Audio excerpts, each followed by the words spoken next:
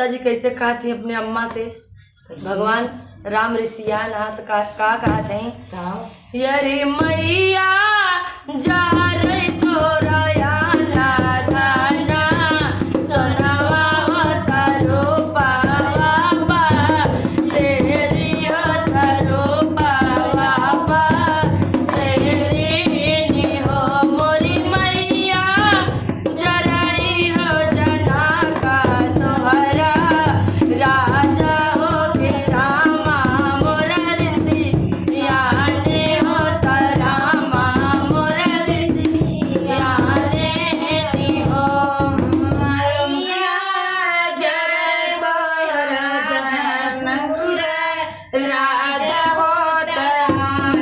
ऋषि याने हो राम ऋषि याने हो मोरी मैया जराई हो जना का तोरा राजा हो रामा मोरा ऋषि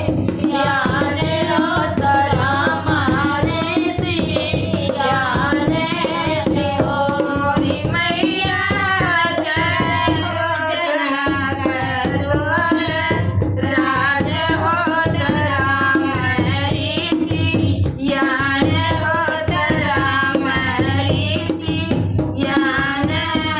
हो। सीता जी की माता जी कैसे कहती हैं सिया जी से सुनिएगा कि अरे बेटी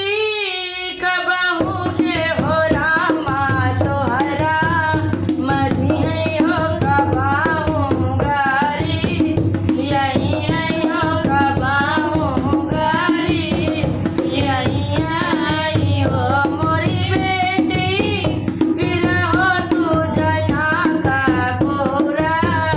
यही बू हो तारी सियाबू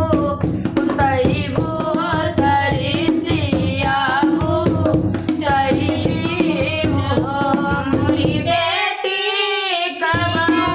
जना का पूरा आई बू हो तारी सियाबू तही बू हो तारी सियाबू तही हमारी बेटी फिर से तू जना का पूरा आई वो तारी सियाबू तही वो तारी सियाबू तही हो मोरी बेटी फिर से जना का पूरा आई वो तारी सियामी तही वो तारी सियामी तही हो। तो सीता जी कैसे कहा थी अपने माता जी से सुनत जाए, गाना के भाव बाटे कैसे कि मोरी मैया कबहू के हो रामा हमारा मरी है हो कबाहू गारी यही है हो कबाहू गारी यही हो मोरी